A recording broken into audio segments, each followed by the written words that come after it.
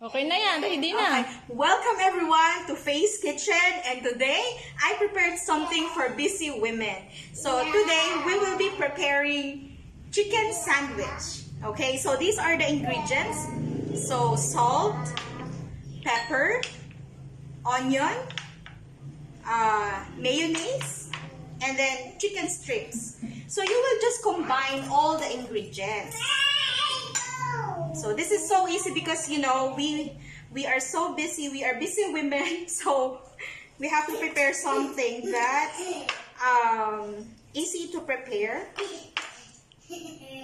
Okay, what makes this food special? You know, I am preparing this for this little boy who is playing with the broom right now. Okay, so you just combine all the ingredients. For those who are healthy eater, you can actually have alternatives. There are healthy mayonnaise available in the market, so you can probably check out on that. But for us who likes mayonnaise, this is something that is really good. So the amount is up to you. If you want to add some more, that's okay.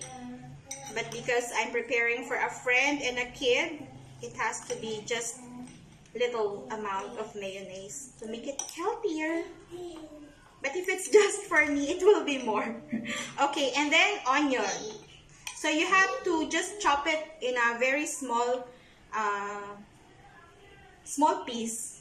How do you call this? Mince. You just chop it. For kids, maybe they do not like onions, so you just put a little. And then a little pepper.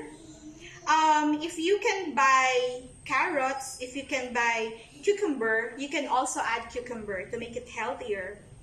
But this one is already healthy because you have the chicken and later the lettuce. And then add some salt again to taste. So it's all up to you. If you like it salty or bland, it's all up to you.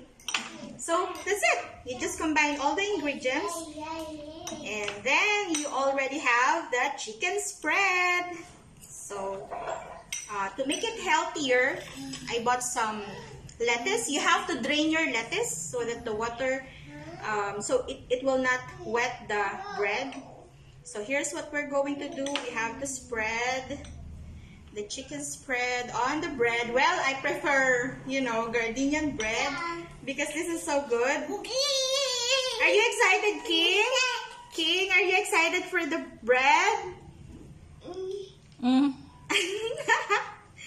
King, excited ka na sa bread? Okay. So, wag magtipid because this is special. This is special for King, so wag tayo magtipid. Let's spread, na madami. And then, to make it healthier, let's put some lettuce. Okay. Yay, King! This is so good and a little healthy. Okay, so our sandwich is prepared. So if you want it hot, you can also use the sandwich maker. If you want it hot, use the sandwich maker. You just wait for a few minutes and then okay because there's no space. Okay, I'll just hold it. Hilahin mo. Is it safe? So if you want it hot, you can use the sandwich maker. Okay, but if you just want it just fresh, then you can already serve it.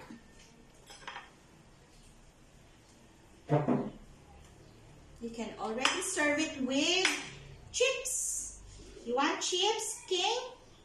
Okay, so our chicken sandwich is ready. King, this is for you. King, this is for you. Okay, so enjoy the chicken spread in a sandwich or chicken sandwich. Okay, thank you for watching Faye's Kitchen. See you next time.